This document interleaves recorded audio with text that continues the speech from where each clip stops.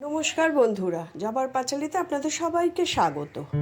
আজকে আমি কচুর শাক করব ইলিশ মাছের মাথা দিয়ে, তাই পুরো ভিডিওটি স্কিপ না করে দয়া করে দেখবেন। আমি আমার মতো করে বানাচ্ছি, আপনারা সেইভাবে রেসিপিটি ট্রাই করবেন, দেখবেন খুব সুস্বাদু খেতে হয়। তাহলে আসুন শুরু করা যাক। আমি প্রেসার কুকারে কচুর শাকটা সেদ্ধ করে নিয়েছি, আমি আর কাটা ধোয়া এসব দেখালাম না। এই দেখুন সেদ্ধ হয়ে গেছে। এবার এটাকে আমি একটা ছাঁকনির সাহায্যে ছেঁকে নেব, জলটাকে পুরো ঝরিয়ে নেব। ঠিক আছে, দুটো মাছের মাথা নিয়েছি, দুটো মানে একটা মাথাকে দু টুকরো করা হয়েছে। এবার মাথাটাকে ভাজবো। কড়া বসিয়ে দিয়েছি। কড়া, এই দেখুন কচুর শাকটা দেখুন,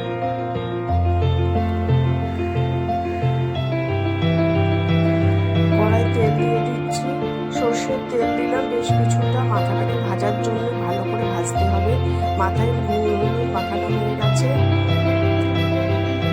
তেল গরম হয়ে গেছে।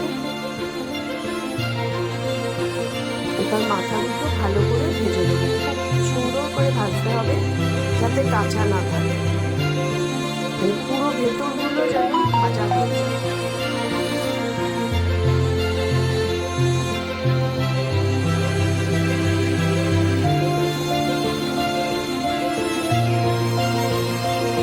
এইভাবে চেপে চেপে ভাজলে কি হবে, ভেতরের অংশগুলো একটু ভাজা হবে।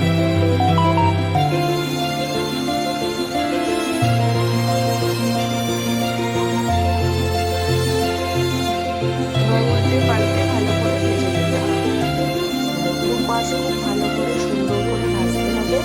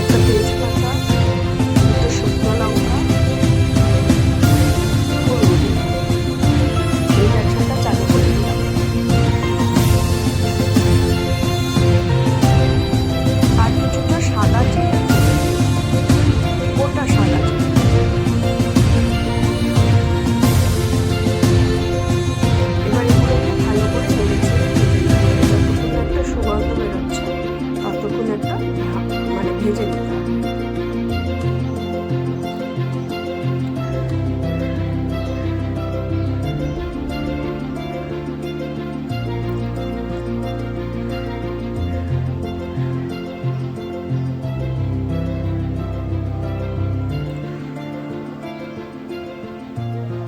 এবার কচুর শাকগুলো এর মধ্যে ছেড়ে দেবো। কতগুলো গোটা কাঁচা লঙ্কা আমি থেতো করে এর মধ্যে দিয়ে দিলাম। এইবার কচুর শাকটা ছাড়া হবে।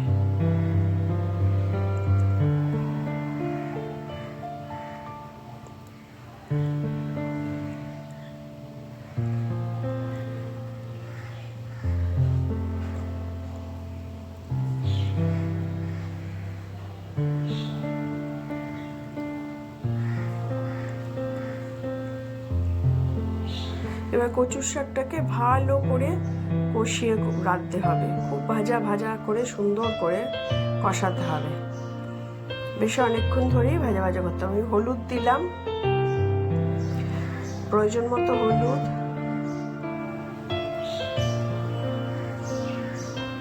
স্বাদ অনুযায়ী লবণ,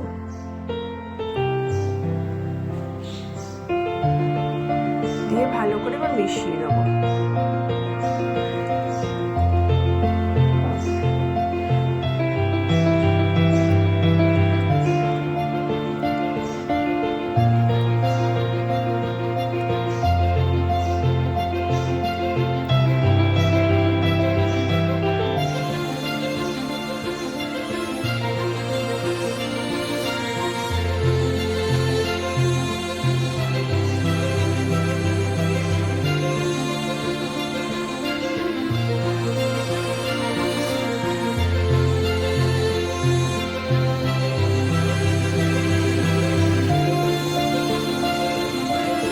ভালোভাবে নাড়াচাড়া করতে হবে।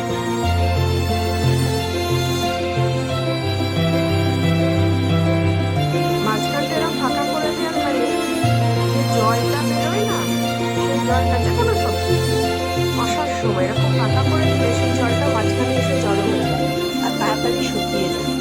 এটা আমার মায়ের থেকে শেখা।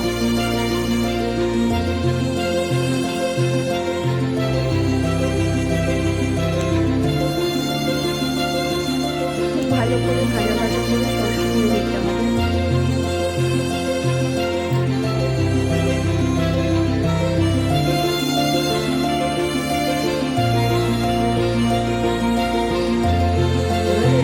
আমার কাছে মৌরি গুঁড়ো করা ছিল, সেই মৌরি গুঁড়ো 1 চামচ দিয়ে দিলাম, মানে বড় চামচের 1 চামচ, টিস্পুন না, টেবিল স্পুন 1 চামচ দিয়ে দিলাম। এই মৌরি গুঁড়োটাই কিন্তু এর স্বাদটাকে বাড়াবে।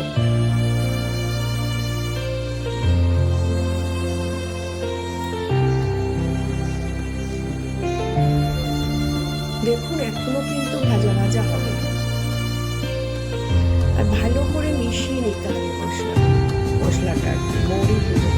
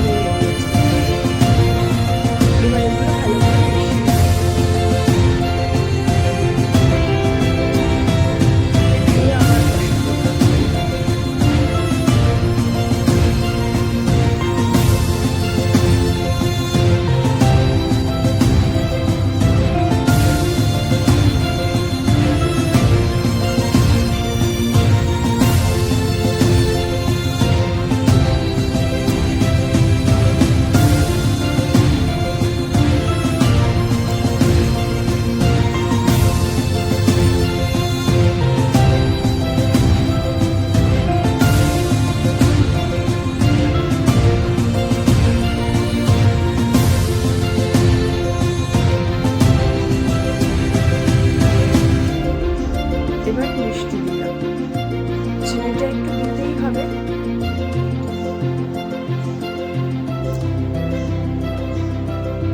চিনিটা কিন্তু যে যার স্বাদ মতন দেবেন, কারণ সবাই তো আর সমান মিষ্টি খান না, তাই যে যার স্বাদ অনুযায়ী চিনিটা দেবেন। আপনারা ভাবতে পারেন আজকে কেন গুড় দিচ্ছি না, আমার ঘরে আজকে সত্যি গুড়টা নেই, ফুরিয়ে গেছে, আনা হয়নি, সেই জন্য আজকে চিনি দিলাম। চিনি আমি সচরাচর রান্নায় খাই না, মানে চিনি আমাদের ঘরে ব্যবহারই হয় না, খুব কম।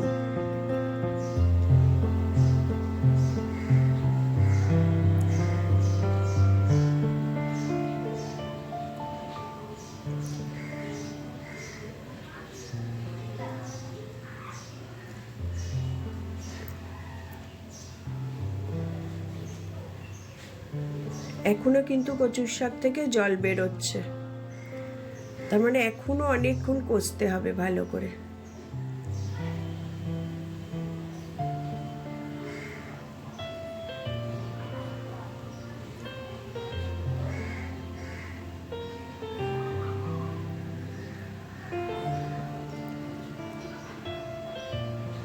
মনে হচ্ছে আর কিছুক্ষণ কষলেই হয়ে যাবে।